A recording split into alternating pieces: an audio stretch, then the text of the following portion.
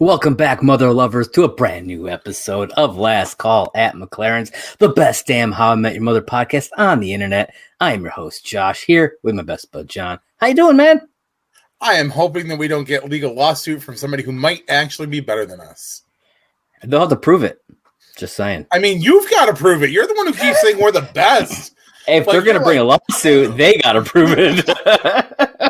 You're like, oh, we've got the best damn podcast for How I Met Your Mother. And I'm like, there's like 13 of them. I mean, hey, I'm very grateful. In my opinion, it's the best. Listen, all I'm saying is I'm thankful that people are coming and listening to us. Absolutely. With our slapstick and highball commentary. Yep, and our lots and lots of vulgarity. You know, it's how we roll. In this I think that's what separates us from everybody else. It's true, and we don't care about spoilers. I mean, at this point in the game, if you're worried about spoiling a show that's been over for like years, I mean, some of them out the game. Some of them, the other ones don't do spoilers. Future spoilers. Spoiler alert: the mother dies. Oopsie! It's true. It's very true. Spoiler alert: Brad comes back and he's real buff. Just saying. This is what you get when you come to Last Call at McLaren's. You get all kinds of insanity, and we're happy to be back for another episode. This is going to be a great one because we are here for season 3, episode 9, Slapsgiving. That's right. Slapsgiving. It's going to be a fantastic one to talk about. It was a fantastic one to rewatch. But before we get into that, there was something that I realized we didn't do the last 2 episodes. We wanted to cover that real quick. We did not do the game the last 2 episodes. We apologize. We apologize. We will. We don't put it in every episode. We didn't even do it for the entire first season. That's true. We do it when we feel like we're doing it. So don't you people take us for granted. Because I'll stop giving it. I'll stop, damn it. He will stop. But we will be doing the game in this episode. So you better listen closely. Because when it happens, I hope you're paying attention. Oh, yeah. Because it's going to happen. All right. So, like I said, we're getting into season 3, episode 9, Slapsgiving, which originally aired on November 19th of 2007. Directed. What were you doing mid-November in 2007? Do you 2007, remember? Let's see. If I travel back in time. Because I almost know what I was doing. I had to think about this today. I had just gone back to college. I had just gone back to community college. Do you remember who you were dating in 2007? I'm trying to think if I still was at this point. No, I was not. If you're going to say still was, it was one of the 2 roommates. We were dating the roommates at this point. But I'm trying to think of when her and I started. It would have been right around. Yes, it would have been right around the time. I just don't remember the exact date. A couple weeks after this. Yeah. Because Sarah and I made ourselves official at the end of November. Okay. Because I knew it was sometime in November. Because I couldn't remember, the exact date. So, yeah. All right. There it is. I just thought it was kind of a neat tidbit where I was like, because when I was watching the episode, I looked up the air date and I was like, what the fuck was I doing in 2007 around this time? And I was like, oh, man, I was starting to try to date Sarah at this point. Yeah. I was, getting busted in cars doing things. Normal college you stuff. You might have been in a car this night. It's very possible. You never know. I had a VCR. I could have recorded the episode. Who knows? All right, folks. Let us know what you guys were doing back in 2007. I'm sure some of you may not have even been born. Probably not. I mean, it's very possible. It's very possible. And if you are young enough to have not been born, sorry, not sorry for all the swearing.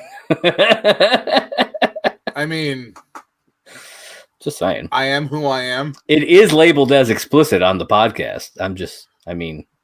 There it is. And as we see, we have a little guest here. For those of you not watching, you should be watching. There's a little white kitten has joined us for some snuggles with her papa. So she recently got a new pet bed, and it's right behind where I record. So she was like in her bed, and then she like realized that I was sitting here in the chair, so she was pawing at me. Yeah, I'd give her some love while we recorded. Well, I think the people watching at home will surely enjoy a little Stay Puff action. All right. So this episode was directed by none other than P. Fry herself, Pamela Fryman, and written by Matt Kuhn, who began writing episodes in season 2 with the episode Columns, and he goes on to do episodes like 3 Days of Snow, Double Date, and Who Wants to Be a Godparent. And this is the one and only Slap episode that he wrote, which I thought was sad. He did to me. I think this is the best actual Slap. Not necessarily the best Slap episode, but the best Slap that happens.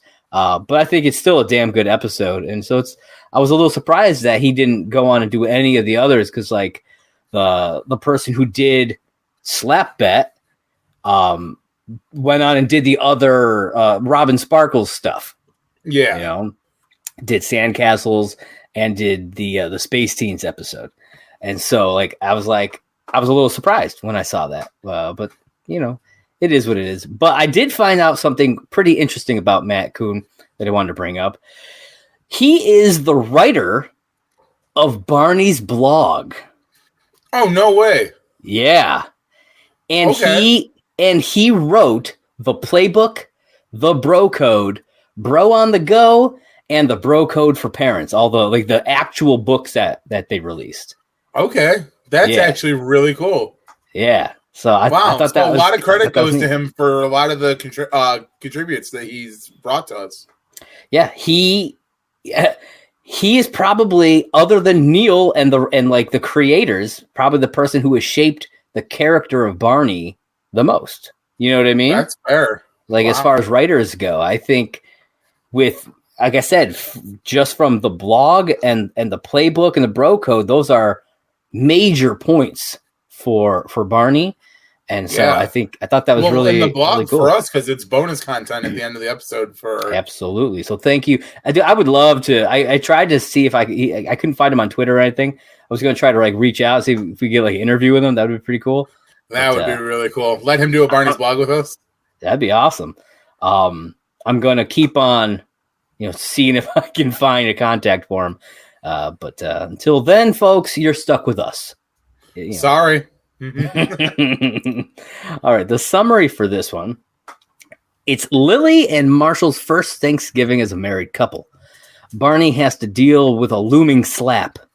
Robin wants to bring her current boyfriend, and Ted and Robin must deal with residual tension since their breakup.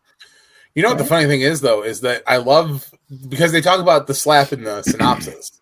And they're like, it's looming. He knew this was coming because at the end of one of the episodes, Marshall sends him the link to the countdown. Yeah, it's at the end of the season 3 premiere. Season 2? Oh, no, you're right. Season 3. Yeah. The end of the season 3 premiere. It was, literally, it was just 9 episodes ago. 8 episodes technically ago. 8 episodes ago, because this is episode 9. Yeah. And so he's known the whole time that it was coming. And he even says later on in the episode that he thought it was going to be the next day. So he's not sitting here worried at all that, quote unquote, tomorrow or whatever would be the slap. You know what I mean? I think part of it has to do with he probably wasn't expected to getting slapped on a holiday. That is probably the biggest, because the biggest shock part of it is that that's not the day he was prepared for. Yeah. So we will get into it now. Episode starts off 8 months ago. Future Ted is telling the kids about an inside joke that he and Robin shared. It's the whole general knowledge, corporal punishment, Colonel stuck in my teeth joke that they do.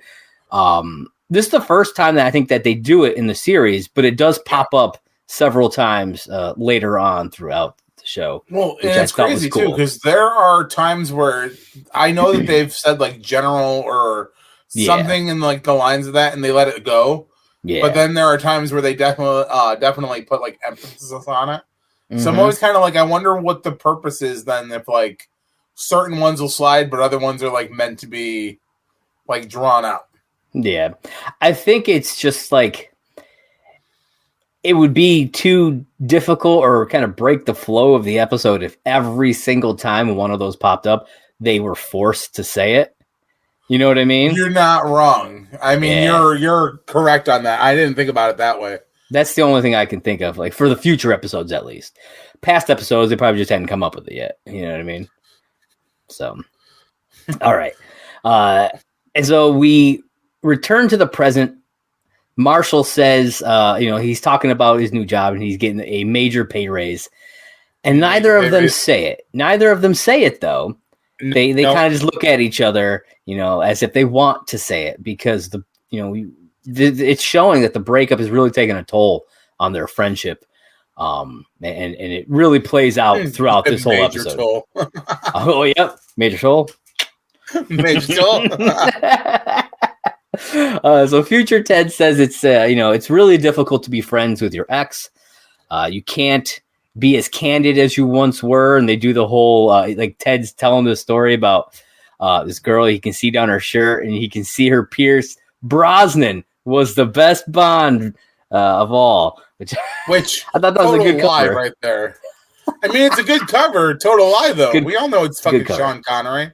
That's right, man. And granted, I have not actually seen any of the Daniel Craig James Bond movies, so I can't judge whether or not how good he is. He's not in my ranking. If you don't right now say Sean Connery is the best, he is the best ever.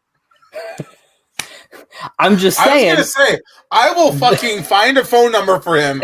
I will call him and Liam Neeson and be like, "Yo, this guy's talking shit about both of you." Pretty sure Sean Connery passed away.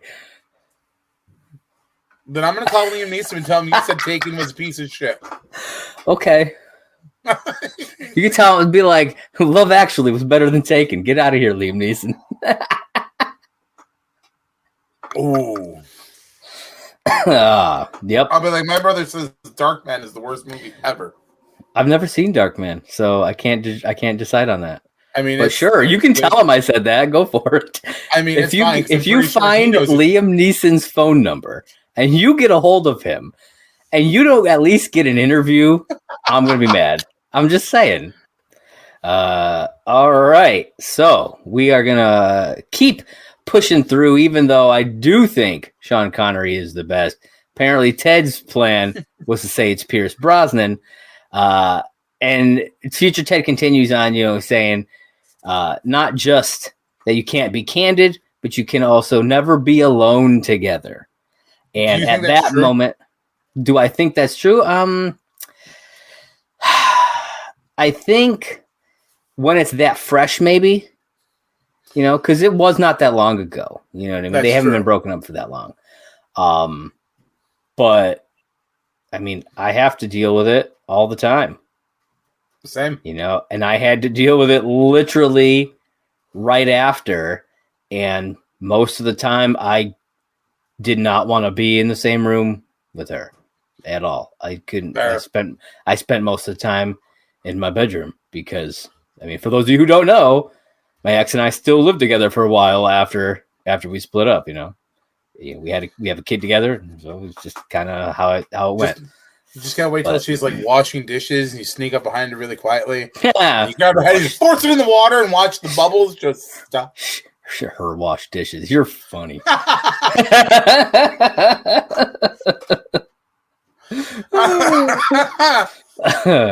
Anywho,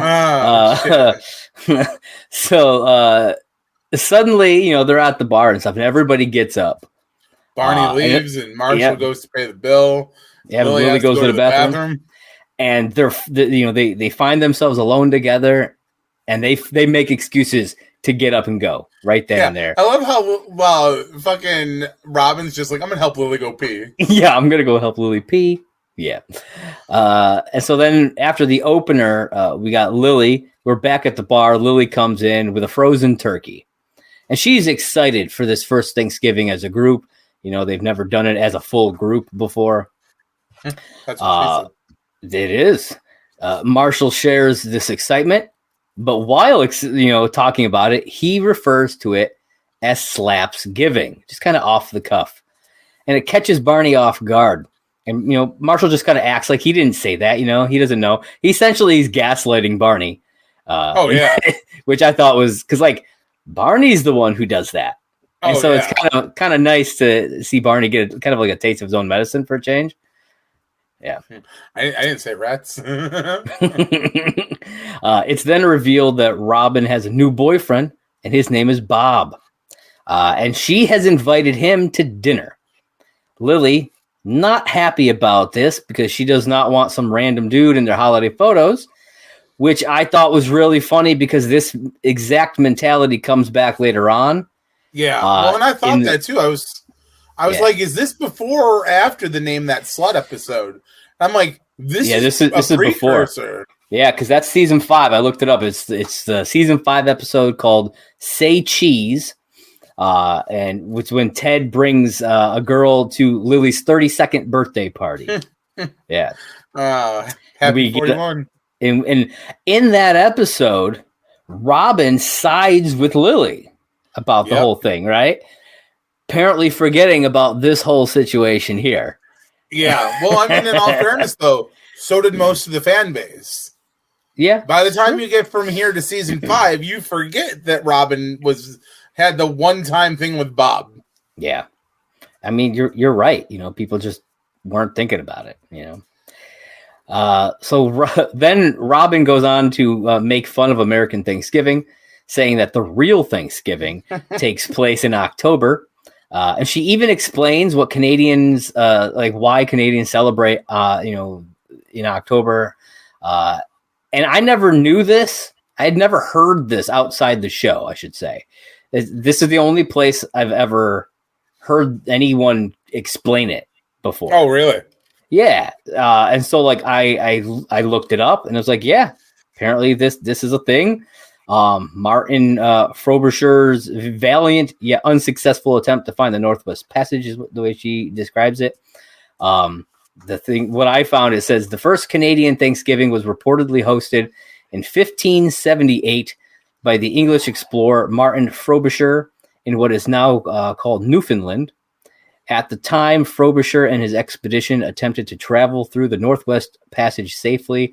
The celebration marked their safe arrival to the New World. The first celebratory meal consisted of a simple but delicious combination of salted beef and mushy peas.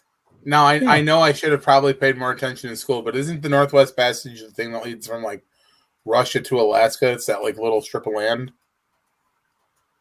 Is that what I'm thinking of? It might be. Yeah, I think you might be right. I'm not totally Ladies sure. and gentlemen, if you're listening and you are smart about history, please let us know below what the hell the Northwest Passage is. I'm not Canadian, and I'm not a geography buff, nor really a history buff. I was gonna say it wouldn't really be history; it'd be geography. But I mean, also history. None of those things are. If really you are more educated than I, please feel free to comment below and educate me on how much of an idiot I really am. Hit us up on at Last Call HIMYM on Twitter and Instagram, and let John know how big of an idiot is he. Well, I just got roasted. Boom, roasted. And I'll never be back again. And this was his final episode. So then we get a recap about the slap bet and the first 2 slaps. Although I noticed, I don't know if you caught this, on the Hulu version, the first slap that they show isn't actually the first slap. It's one of the ones that he did before they made the deal. Yep. It's the one that he gets called out on because he was wrong, and then Barney gets to slap him or whatever. Yep. Yeah, so I thought that was interesting. But apparently I was reading on the DVD version, they actually used the correct slap. Oh, no way. They must have changed it at some point. So I thought that was kind of neat. I should have popped. I have the DVD. I didn't pop it in. Literally right here next to me. How I Met Your Mother, folks. Complete series. Get it on Amazon. We are not sponsored, by the way. Hopefully, maybe one day. We don't do sponsors. Only Snapple. We also get to see the slap countdown scene from the end of the season 3 premiere to kind of, give everybody a refresh, remind them that this is the thing that happened. I mean, I thought it was a really clever little thing, though, because I mean, it existed in real time. Yeah, and it got everybody excited. Be like, oh shit, yes, there's gonna be in just like a couple of months. There's gonna be another slap. We're waiting for it. Hell yeah. It's almost like the opposite of what he wanted for Barney, because like he did it for Barney because he wanted him to freak out for the next 2 months. But for us, it just got us excited, waiting for that episode to come out. It got us pumped. Oh yeah. So Barney thinks that the countdown ends on the day after Thanksgiving because apparently he doesn't realize that there are 31 days in October, not 30. And we get a flashback. There were 31 days in March. Yes, yeah, they were arguing about that. Yeah, he apparently has problems with months. So we get a flashback to the previous year, 2006, October 30th, and Barney walks into the bar dressed as Borat, which I thought was. I like his Borat impersonation, though. Yeah. I like your Halloween. It's a very nice. It's a very nice. It's also a tomorrow. Yeah. Look at that scumbag. It's also tomorrow. Oh, man. He throws the little flag down. Oh, damn. That was a good scene.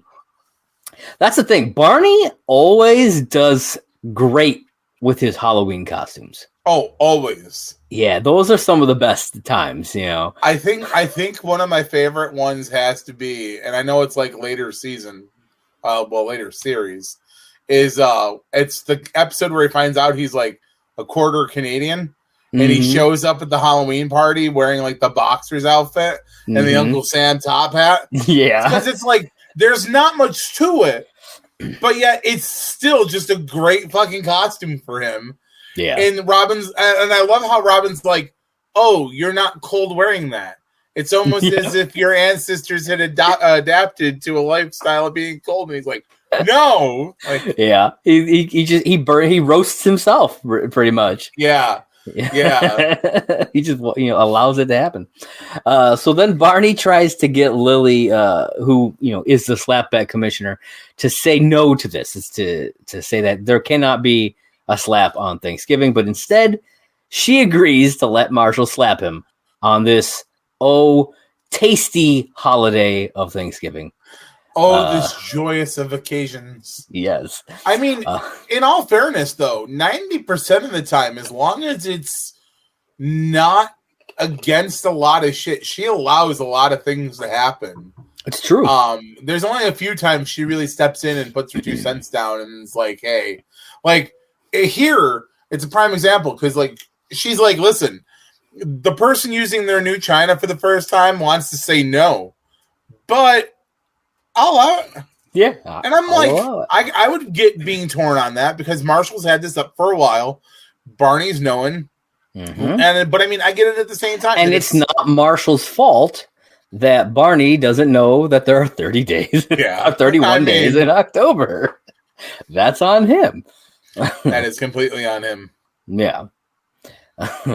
All right. So Barney plays it off like he's not, worried about it at all. Because he knows he's like, you took all the scare out of it because now I know when it's going to happen. And then Bob enters the bar. This is where we learn that he's 41. He's like real fit, good looking guy. But Ted does not see him that way. He sees Bob as an old man, and this starts Ted's running gag of ragging on Bob for being old. He does some real funny jokes about him being old. I mean, he does. But the thing is that I thought was kind of funny was we see young Bob for like maybe 10 seconds. Yeah. And then you don't see young Bob again. You the rest of the time you see him, he's old Bob. Yep. However, that will bring us to the game for this week, folks. All right. So we're talking about young Bob here. You see him for about 10 seconds. But that is not the only time you've ever seen him in this show. The actor who plays young Bob was also in another episode. What episode was it, folks? I'll even give you a hint. He was a policeman. Ooh. But that's all I'm going to give you. So now, let us know. We'll know if you Google search this. Try to do it without Google. See if you can remember. Best of luck. Yes. Young Bob. Policeman. Young Bob. What episode was he in? Hey, remember when we used to work at Dollar General and we codenamed that one guy Bob? Yes, I do.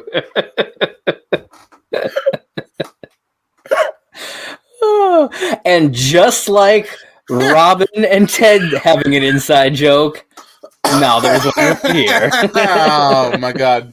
What up, Bob? What up, Bob? All right. So, remember, at last call, HIMYM, let us know the answer to this week's game. Where have you seen young Bob before? Yes. All right. So Lily says that they are going to go over to Robin's to make some pies because Marshall can't be trusted overnight with the pies in the apartment. And he says it's because he apparently sleep eats, which is a real and very delicious problem that he has. I feel like that's a poor excuse, though, to go to Robin's out of anybody's. Like, why not Barney's? Oh, remember, Barney doesn't have a stove, and they figured that out before. Oh, yeah. Well, actually, I don't know if they figured it out yet. No, I don't think they have, because I don't think we've seen Barney's. I think it happened. Oh, you know what? They figure that out. The episode. It's another Thanksgiving episode when they end up going to Zoe's. Oh, yeah. It's that one. It's just a cardboard box. This is a big cardboard display. You're right. Yeah. And, I mean, who else is there? Because the other three all live in that apartment. That's true. Yeah, maybe you can give Stuart a call. Like, yo, Stuart, what's up, man? Can we use your stuff? Hey, we're going to come over to you and Claudia's. Let's hang out. Make some pie, man. Go back to some Jaeger. Yeah, there it is. Intervention hasn't happened to this point yet, which means he's still an alcoholic. It's true. So Lily says that they'll show up about 7:30. Ted's like, yeah, okay, cool. I'll come by about 8:30 just to be safe. Because, he wants to make sure. Yeah, he wants to make sure that he's not there with Robin alone. So he's like, I'll show up, make sure that you guys have time to get there, and then I'll show up. He gets there at 9:30, and Lily and Marshall aren't there. Not even a little bit. Now, here's the problem that I have with Lily and Marshall. They said they would be there at 7:30. Yep. Yet when Ted gets there at 9:30, Robin says that they just called and said they can't make it. So why didn't they contact him? I mean, why didn't they call 2 hours ago when they were supposed to be there? Right. Oh, that's a good point, too. You know what I mean? It's just 2 hours. What is Robin just dicking around being like, where the fuck is everybody? Right. You know what I mean? Like, what's actually... I hadn't even thought about that. Yeah. That's a good point. Yeah, I'm just like, they just called? The only thing I can think of is that maybe... they had called earlier and be like, oh, we're running a little late. We might not be there, at 7:30. And then maybe they called again, like, we're still running a little late. We're going to try to get there. And then they finally called. Okay, we're not going to make it. That's the only, but she doesn't say that, obviously. That is true. That's just me trying to come up with an excuse as to why they, to kind of get them off the hook for being dicks. Because otherwise, that's a dick move, man. That's a very dick move. You're not wrong. To call 2 hours late and be like, yeah, we're not coming. Well, no shit, you're not coming. Change our mind. Yeah. But apparently it's because, they're super busy, and we get this shot of Lily running around like crazy trying to get everything ready. And the funniest part is Marshall sitting in the chair using one of those hand strengtheners. Yeah, the hand strengthener. That was the best part of that. I'm just like, he's just there like this. just squeezing that thing, getting his hand nice and ready. I mean, like, he's just like focused on the TV though too. He's just like, yep. It was a great little scene for that. And apparently Bob won't be there because he is at a Green Day concert, which I was doing my research and I found a thing that said that apparently in 2007, Green Day didn't tour, didn't do any shows. That's great. Which I was like, oh, okay. I don't know. I mean, I didn't like verify that. To be totally honest with you, as to whether or not maybe they did do a small show somewhere. I don't know. But according to the wiki page for it, they didn't do any shows, so I'm gonna go with it. So maybe he was banging some chick on the side. I was gonna say maybe he was out with his other girlfriend, bro. Fuck, yeah. Man, you just blew his spot. Yeah, man, he's 41. He's almost, we're almost his age. We are almost the Crypt Keeper's dad to Ted. Don't you ever fucking say that again. I am a spry 29 years old. Sure. 29 plus 9. Yeah, sure. 29. If 22. I dyed my beard so that it wasn't fucking white 90% of it, I could pull off 29. Dude, speaking of white hair, man, every time now that I look in the mirror and I just see how much my hair is becoming salt and pepper, I'm just like, I can't pretend that I'm not old anymore. It makes me sad. I mean, I know it's hard for you people to see at home, but like this beard has went from being like a luscious red to it is filling in with all this white hair. And I'm like, oh my God. I remember when I was a ginger beard and now I'm becoming a Santa beard. Yeah. Yep. And I probably can't see it, but I got a whole lot of salt and pepper up on my head. Ladies and gentlemen, don't be alarmed. That's just dandruff. I wish I would take that, man. At least that I can get rid of real easy. But you know what? I'm not dyeing my hair. I'm gonna rock the hell out of this salt and pepper. Throw a little cumin in there, we'll be good to go. Paprika, salt, pepper, cumin. All right. So things start off real awkward between Ted and Robin. Ted, so awkward. Yeah. Ted decides he's going to call Barney to come on over because, like I said, things are getting real awkward. And he calls Barney and he starts talking. It seems like Barney's like listening to him and going to come on over. But he realizes he's just hitting on a woman and he's using the call as essentially part of a play that he's doing. And, of course, it's Barney. What do you expect?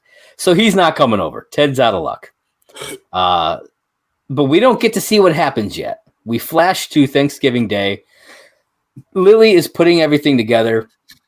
Barney is just kind of hanging out. Marshall is making the handprint turkeys, which is like one of the more iconic like still images from this show. It's him with the I've used it many times for various things just because it's a great shot of Marshall. He's super happy. He's holding the chain of turkeys. I mean, it's a great fucking image. Yeah, especially for Thanksgiving. Yeah.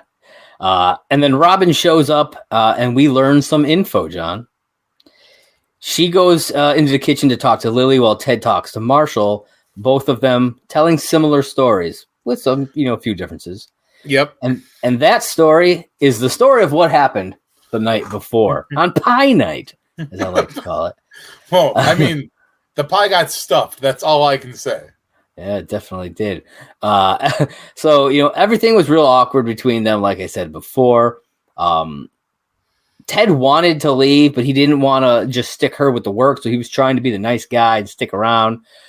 But apparently she actually wanted Ted to leave, and he just couldn't take the hint, which I feel like is a very Ted thing to do. Oh, total Ted. He really Tedded it up there. You know what I mean?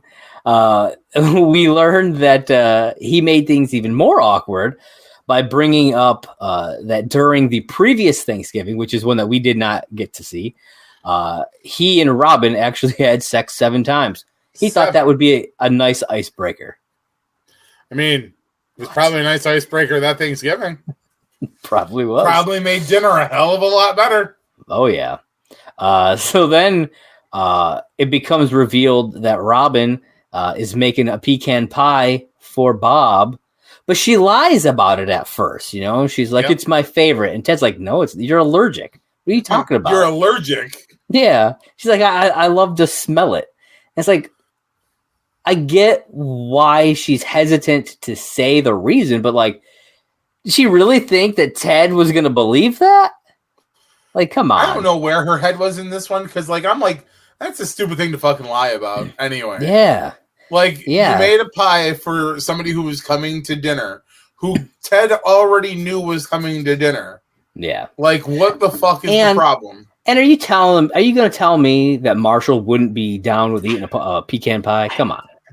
Well, I was going to say, like, I mean, usually when people bring pies to dinner, like, it's usually traditional that there's pumpkin, apple, pecan, are the three big ones that usually get brought. And then some people just make like a weird random one or whatever. Hell yeah. But yeah, it's typically those three. Yeah, absolutely. And again, I feel like Marshall would eat any of them. I feel like you're not wrong. So, I don't know. But like I said, she lies about the whole, pie for Bob thing. Ted gets real weird about it. And he continues on this runner of making old jokes about him. Yeah, like he really rides the old train.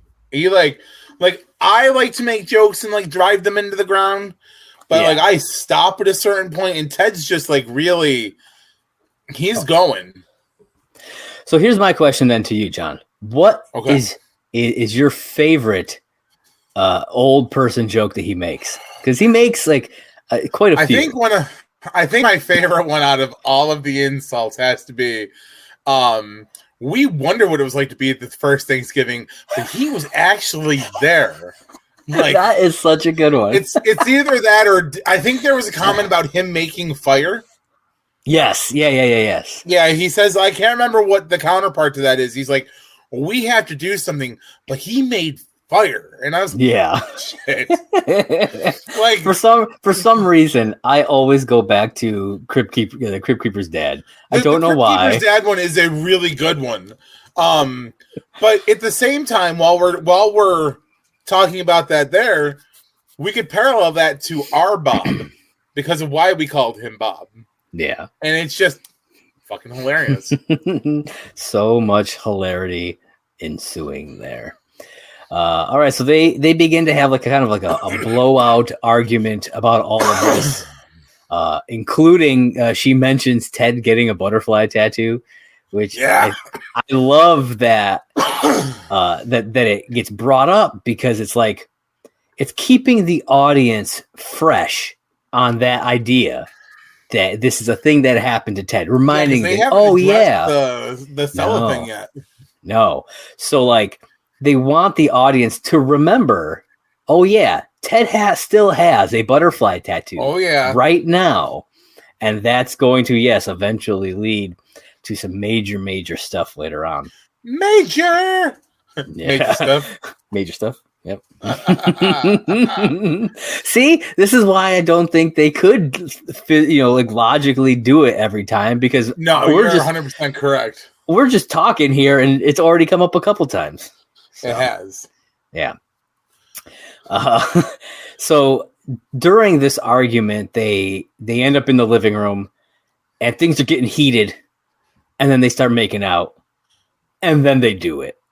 Nothing good ever happens in her living room next to that fucking couch. Dude, it's so true. Oh, man. It's so true. And so, because like I said, they're telling the story to the rest of the gang. She bought that couch, do you think she walked into the furniture department and was like, what couch is going to get me the most dick? And the guy was like, I got the perfect couch for this. I mean, it's Robin. You never know. Robin's like, I got like 7 dogs, but I need to get dick. Which couch? And the guy's like, I got the perfect one for you. I got you. And they boned right there on that couch.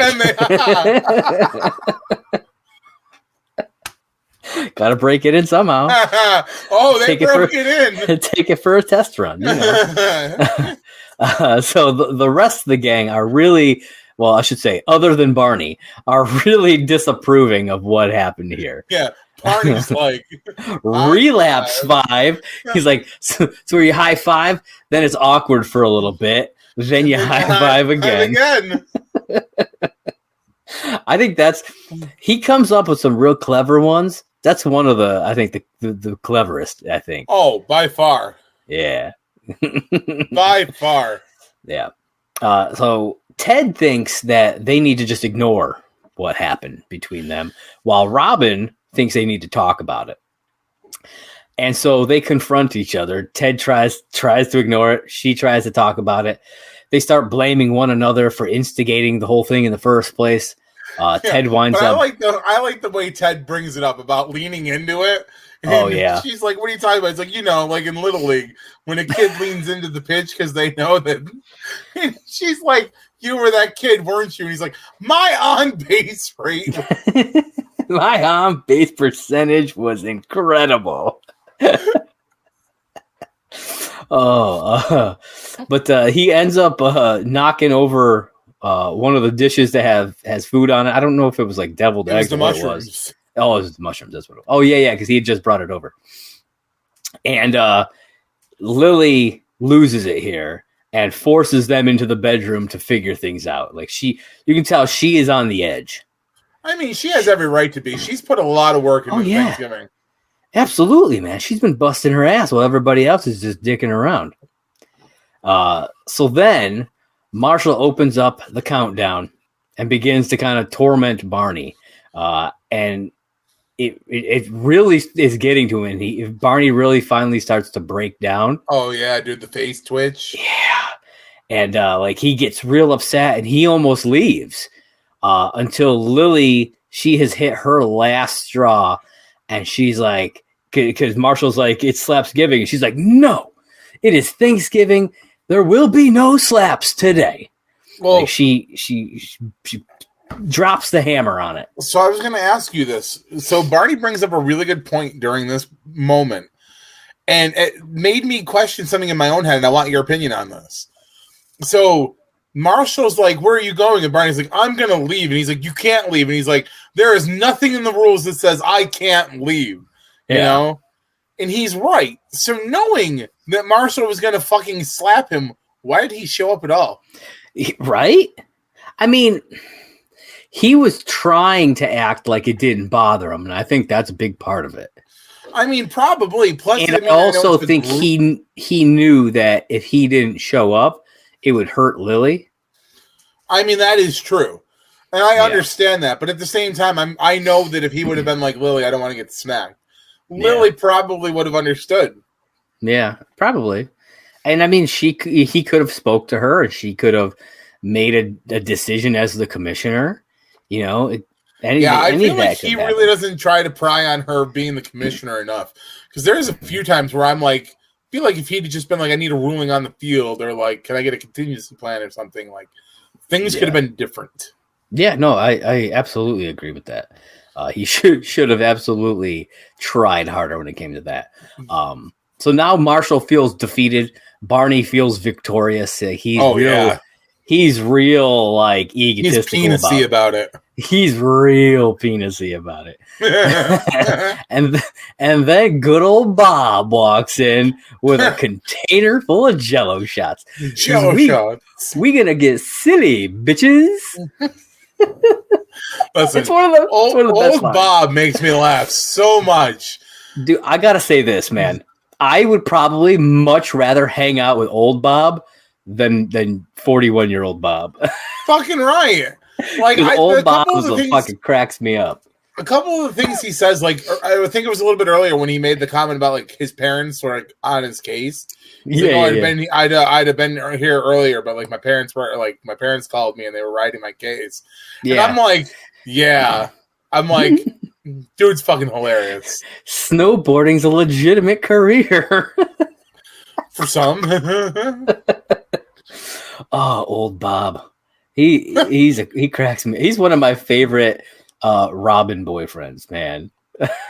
Not really? Bob. Old Bob specifically.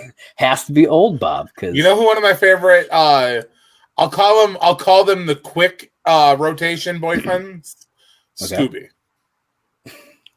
Yeah.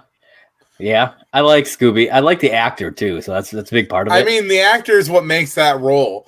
Like, I feel like a couple of these boyfriends, had they been other actors, might not have went as well. But like, they did a really good job with casting a couple of them. Yeah. Scooby was great. I'm excited for that one. So Ted and Robin try. They're in the bedroom and they're trying to figure out all of the stuff. And they decide that they're really not friends anymore. They've been pretending for so long, since the breakup. But now they just need to be honest with themselves. And they decide that after today, they're done. They're just not going to hang out with one another. I don't know. Obviously, as we see, as the episode comes to a close eventually, that's not what happens. But it makes me curious as to how that would have worked with the rest of the group. It probably wouldn't have. The group probably would have went back to, I guarantee you, Lily and Marsha would have tried to have hung out with Robin when they could, but it would have been a stressful situation because Ted's always there. Yeah. Barney probably would have just hung out with Ted and Marshall. He probably wouldn't have even tried to hang out with Robin at all. She was still too new to the group at the time. He didn't care. True. He didn't have feelings for her at this point. Yeah. Well, I think he was getting there. Maybe. I think they were getting there. But it definitely wasn't realized yet, I don't think. But yeah, I think I agree with you. But there was something interesting that I noticed here throughout the whole this whole scene, not just them in the bedroom, obviously. Ted is wearing a blue shirt. Robin is wearing a red shirt. What do blue and red make, John? Purple. Now, I don't know if that's a long stretch down a short pier. It might be. Maybe it's a coincidence. Maybe it was on purpose. I don't know. A long walk to a cold drink, Batman. But I mean, it was a pretty bad situation. The red and the blue. I don't know, man. I think if I was gonna put stuff scenes together for the purple theory, for the yellow and purple theory, I would include that personally. Fair. I don't know. If I was gonna have to point random things out, I would have to point out that there is a Dundee behind you, and I just noticed it. Yes, sir. Ladies and gentlemen, if you're watching this and you look up behind Josh, you'll see the Pillsbury Doughboy, which was his dad's, and next to the Pillsbury Doughboy is a little Dundee. Yep. It was a Christmas gift from Faith. That is amazing. Yeah, so displayed right there for everyone to see. Man, too bad you weren't using your office mug that I bought you. That's true. That is unfortunately packed away with all of my mugs. I mean, no, that's understandable. Yeah. That's why I just drank from the bottle. Snapple. Making last call enjoyable for one day. I mean, you can't go wrong with the classic fruit punch or the fire for that matter. Yeah. Now, fire. However, though, Snapple Elements Fire is officially back. Everybody, if you are able to, run out and get it right now. However, though, I would just like to point out the difference in mine is not zoomed in right now. That's right. If we take a look at the numbers, where's the number on mine? I don't even freaking know. I'm drinking a half-gallon fruit punch over here. I don't know. I got a nice 16-ounce bottle wherever the number is. And we got a 64 over there. It's like 4 years. It's true. It's true, John. Look at you doing math. I love it. I love to see it. Fuck you, educated people now. Yeah. Again, at last call HIMYM. Let John know just how dumb he really is. No, don't say that. Don't be dicks. Hurt my feelings. Roast me. I got nothing left. So they all sit down for an awkward, really awkwardly quiet dinner. Yeah, dude. It's so like we've had dinners like that with our friends before. And it is so hard. Yeah. Barney decides to interject, though. He starts mocking Marshall a bit about the slap. Yeah. Then, which it's like, come on, dude. Then again, real penisy. Then Marshall decides he's going to stand up. He's going to give like a little toast to Lily and how, all the amazing work that she did to put together this dinner and everything. Even though she's like so over it at this point. She is, man. She don't care. Then Bob talks a bit about his family Thanksgivings and how they were always a major buzzkill. Major buzzkill. Out of nowhere, Ted and Robin do that. And right there in that moment, you see that their friendship, it's not done yet. Oh, no. There's still hope. To quote Dumb and Dumber, so you're saying there's a chance. Never tell me the odds, kid. Nope, you don't want to, and I'm not gonna. All of this happening turns the dinner into a great time. They realize they can still be friends. There's still a chance for that, and it turns everything around. Barney then mocks Marshall again as the timer is counting down. It's like at 30 seconds. Yeah, I think it's even. I think maybe that's when he started, but it's when it gets down to 10 is when it really heats up. The countdown. Yeah. And Lily tells him multiple times to just stop, and he won't. Yeah. And so right as the countdown timer is approaching 0, she tells Marshall, you can go ahead and slap him. And as that timer hits 0, he gets up and just slaps Barney across the face. Now, so I've got a comment about this, though. Okay, so do I. As good as a slap as it is, it's such a weak slap, though. Like, he has to, reach way out there, and he barely catches him with it. It's like one of the bitchiest bitch slaps he ever hits him with. See, but it's such a great. I disagree because I think it's one of the best slaps personally, and it's for a couple of reasons. One, well, I always love the table. Marshall. Okay, yeah, I'll go to that. Was going to be my 2. One, the table. He falls the way that Neil falls through that table is brilliant. Oh, he is fucking hilarious. He is comedic timing on that is so good. 2, Marshall breaks a rule here. Does he? And slaps Barney with his ring hand. Oh, yeah. I never thought about that. Yeah, because he's got his wedding ring on his left hand. And he just slaps him right in the face with his left hand with the ring. And that was a specific rule about dude, slap. You should tweet that at freaking you should tweet it at Carter, Neil, and Craig? No. Marshall. Oh, Jason Segel. Jason. Yeah. I couldn't remember his name for a second. I blanked, legit. And be like, I noticed in this episode that, he hits him with his ring hand. Because I'm pretty sure it's the only time he ever hits him left-handed. Probably, yeah, maybe. I'd have to. Like I said, though, it was a weird slap for him because he's like reaching over the table, and But then I love the including of the song because the song is like the cherry on top for me. But the one thing that kills me is I don't know if you've ever noticed this. The TV version of the song, Neil accompanies Marshall because he's like, oh. Yeah. But if you listen to the actual CD version that they released and it's like an actual downloaded version, Neil's not in it. And that kills me because I think that those little moments added in there make that song so much better. I agree. Because I can hear the I guess what I'll call the official version, which is the CD version, right? Yeah. Because that's the release version.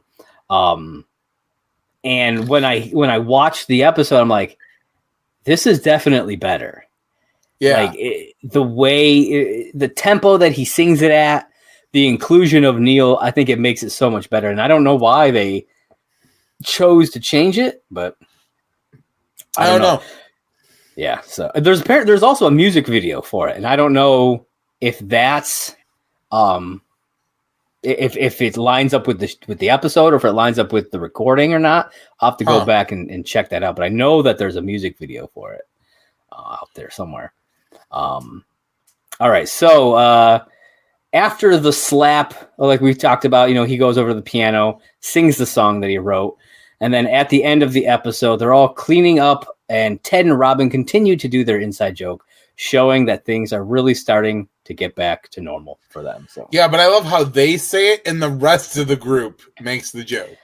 Yeah, because like before, it was just two of them doing it, but now everybody seems to be doing it. So, and then they're complaining about it. It's like, well, then just don't do it, guys. Come on, right? What are you doing? So that was season 3, episode 9, Slapsgiving. 49. Yeah, John. What? Any final thoughts about the episode? I mean, I've always been a big fan of Slapsgiving, and this episode, by far, one of my favorite episodes. It is top 5 for me. And it's mainly because, again, I love the camaraderie. I love Ted making fun of old Bob. I love the slap. I love the song. Yeah. I love Neil falling through the table. We's gonna get silly, bitches. We's gonna get silly, bitches. It's so great, so great. Like you can't. It is. Yeah, 100%. And it's not just a great episode. It's a great Thanksgiving episode. You know what I mean? It is. I mean, out of all the Thanksgiving episodes for any shows I've ever seen, I think How I Met Your Mother usually does them the best because, you know, it is more like a real group of friends hanging out. Like, don't get me wrong, New Girl's definitely top up there with Thanksgiving episodes as well because it's very friend oriented. Yeah, but like How I Met Your Mother hits it better because like usually at least with this one, and then there's Revenge of the Slap, or is it Slapsgiving 2? Slapsgiving 2, Revenge of the Slap. Yeah. Okay, so I was right.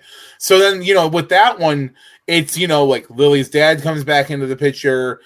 Ted and Robin, again, are fighting during the episode, and they're trying to figure out, you know, who's going to slap Barney because, you know, Marshall gives it to them.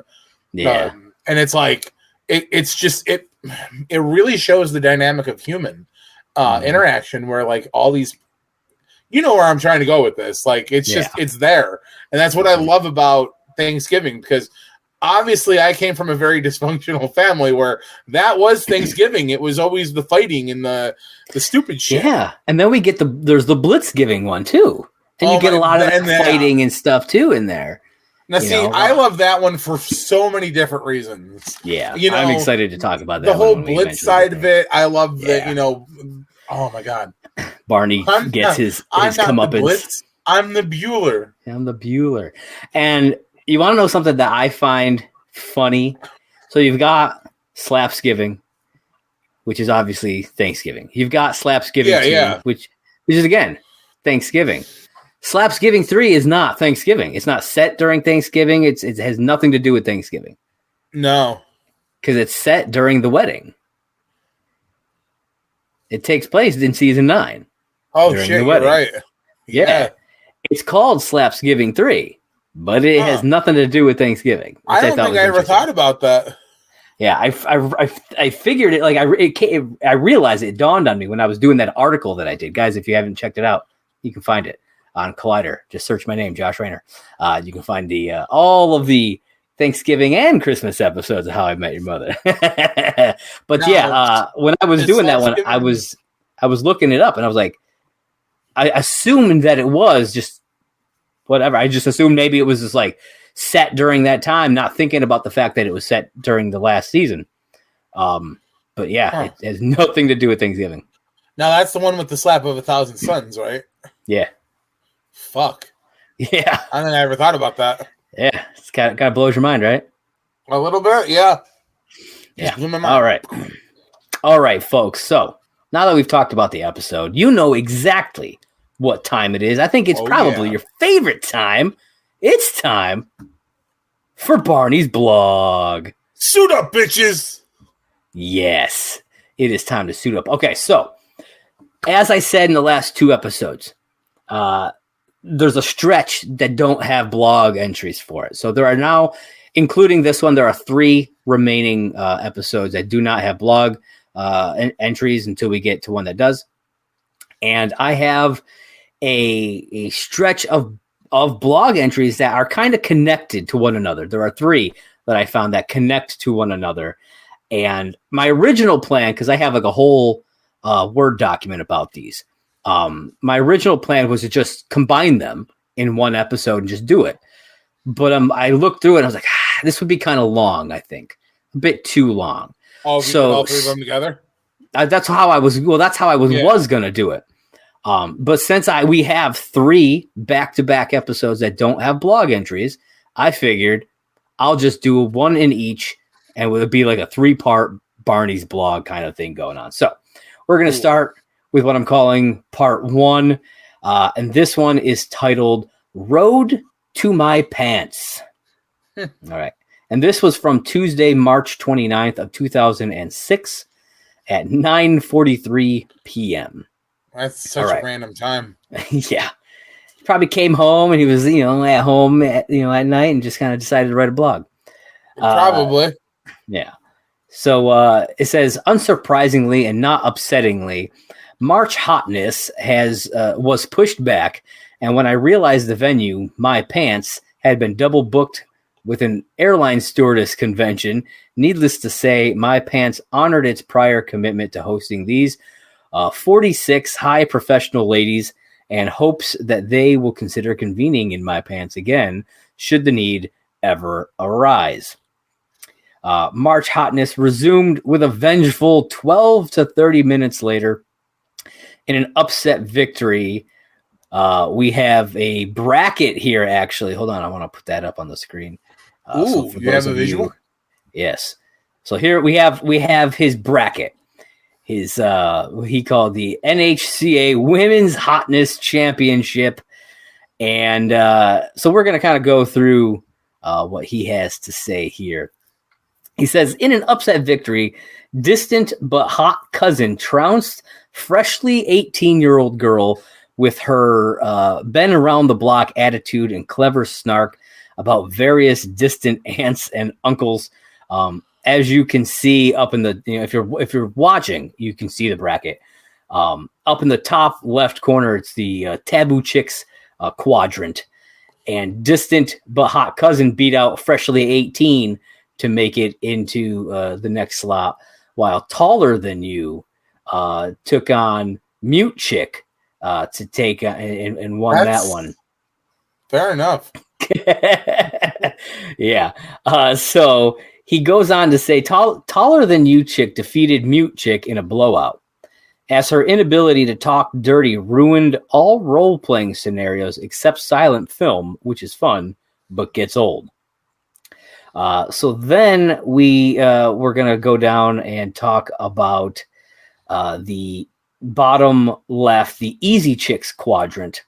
We've got Funny Chick versus Grieving Widow and Island Native versus Librarian.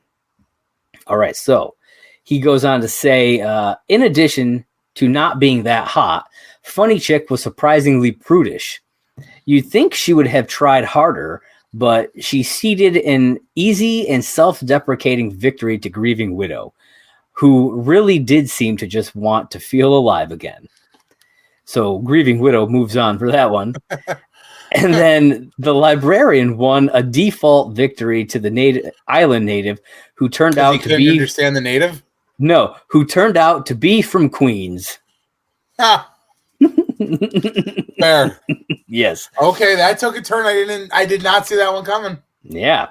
So then we move up over to the top right, the Obvious Chicks quadrant, where we've got Cheerleader versus Lebanese Girl, which I think is funny. Feels about his Lebanese, because that hadn't come up yet, right?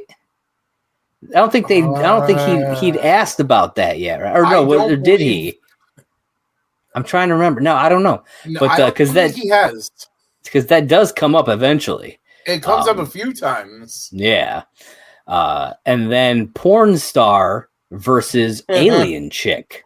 Yeah. Now, all right. Is it Alien Chick like different country? I'm assuming, or like I assumed from different planet, but we'll find out what he says here. If he specifies. I don't know. We'll see. So it says, against my better judgment, I had to award the match to Cheerleader over first-seeded Lebanese Girl. Although I still hold that Lebanese Cheerleader would be a force to be reckoned with. Maybe next year. And then Porn Star made a strong showing early in the match, successfully not ordering any pizza and yet gamely enjoying a hot slice anyway. But her hotness level plummeted when Alien Chick sucked her tiny brain out of her ear. Bad move, Porn Star. So yeah, definitely talking about like legit aliens. An actual alien there in that situation. Okay. All right, and then we're gonna move down to the bottom right, the cliche chicks quadrant. Ooh, can I read the 4? Sure. We have Catholic schoolgirls up against farmers' daughters, and we have high school lacrosse champions taking on convicts. That's right. Now this is going to be an interesting one here. This is going to hold on. You'll hear. So it says Catholic schoolgirl couldn't keep up with farmer's daughter, who had many of the same repressed but wild inside qualities, but was both stronger and more cardiovascularly fit. And then finally, in the most hotly anticipated round of this year, high school lacrosse champion and recently released female convict found themselves well-matched, extremely well-matched, as each fell victim to the other's bi-curious charms. They're on a cruise right now, somewhere, exploring these new and confusing emotions, and one can only hope getting it all on camera. Fortunately for the fans, airline stewardess was more than ready to step in and fill the vacant cliche chick slot. Trust me, she's more than up to the challenge. And then it says semi-final chick matchups. Help me fill in the bracket by voting for your hotter chicks in these matchups. And so we've got cheerleader versus alien chick, farmer's daughter versus airline stewardess, distant but hot cousin versus taller than you chick, and grieving widow versus librarian. So now, do the next two, do they follow with this one? No, because it's. I mean, at least as far I don't believe they do. Let me verify. It actually tells you who won the whole thing. The next one tells you who won the whole thing. So for right now, those are the top 8 finalists, and next week we will find out who actually wins the whole thing. So yeah, come back for that. I hope you guys are excited to to find out which hot chick took the championship in Barney's little bracket there. So it's an interesting thing. That is a amazing fucking farmer's daughters, man. Let me tell you, country girls will do a lot of shit city girls won't. Yeah, and the thing is that when this blog was originally posted, you could vote on it. No. Yeah. That was the whole thing. Cooler. Yeah, that was the whole thing is you could vote on it. And so what we get in the following one is kind of where it comes down to. Oh, dude, that's awesome. I kind of wish I would have been more involved with the show back then because I didn't start watching it until I didn't start watching How I Met Your Mother until mid-series. Yeah, I mean, I watched it from the beginning, but I didn't know anything about the blog, like the actual website blog. I had no idea that was a thing outside of the show. But so yeah, that was season 3, episode 9, Slapsgiving. John, do you have any final thoughts before we head out? Always wash your balls. I think that's a good message to remember. So with that, John, let everybody know where they can find you. Listen, if you want to find me, it's pretty simple. Hop on over to Twitter, look up Simply Saying J1. It's right here under me. It corresponds to my podcast, my blog. There's a lot to know about me out there. If you want to find me, you can also hop on over on Facebook, look up J. John Made. Not a hard person to find. It's this guy over here who needs to get himself a little link tree. Oh, I got one together. Oh, Josh has got a link tree. You should just post your link tree. There's a link tree in the bio of both the last call one. So there's like a last call link tree, and then I have my own link tree in my Twitter bio as well. So. Listen, this dude right here. Because right now, if you're watching this on YouTube, that means you're already on the Merc with the Movie blog page. Yes. Go back through, check out some of his old videos. This guy, he does freaking trailer reviews. He's got stuff about Star Wars. He's got DC fandom stuff. He's got it all. If you need somebody to do a review for you, or you want to see him write a review, this is the man to go to. He's the guy. Well, I appreciate that, man. And yeah, I'll be doing more coming up soon, so keep an eye out on that. Like the video, subscribe to the channel, smash that subscribe button, as I always say, and click that little bell. But you can find me on Twitter at movieblog Merc. Be sure to hit me up there. I'm pretty active on that Twitter page. I don't really do anything on my JP Rayner one anymore. That's why I kind of no, you really don't. I really don't. But I'm on the movie blog Merc one every day. So every day, every day, son. Every day. I've also got an Instagram as well. If you want to check that out, feel free. But like John had said, be sure to check us out right here on the video. If you're more of a listener, we've got plenty of options for that. You can go over to anchor.fm/last call HIMYM, and you can hit us up there. Leave us a voice message if you want to hear your voice. If you want to listen to your own voice, if you don't want to do your own podcast, but you still want to hear your own voice, you can just send us a message and we'll play it on air. If you just want to, say something cool, you can go over to Apple Podcasts and leave us a 5-star review, and we'll read that out on air. Or if you just want to be awesome, hit us up on Twitter at Last Call HIMYM, and hey, I might very well read that on air too if it's a good message. I'm down for that. Agree. I've done it before. And again, be sure to play the game. All right. That's right. Young Bob was in a previous episode of How I Met Your Mother as a policeman. What episode was it? Be sure to let us know on Twitter at Last Call HIMYM. We also have Instagram. Check that out. I got to start posting more over there. I'm definitely slacking on the Instagram. But I think that's all I've got for him, John. What do you got for him? Listen, you don't have to go home, but you can't listen here. Catch you next time.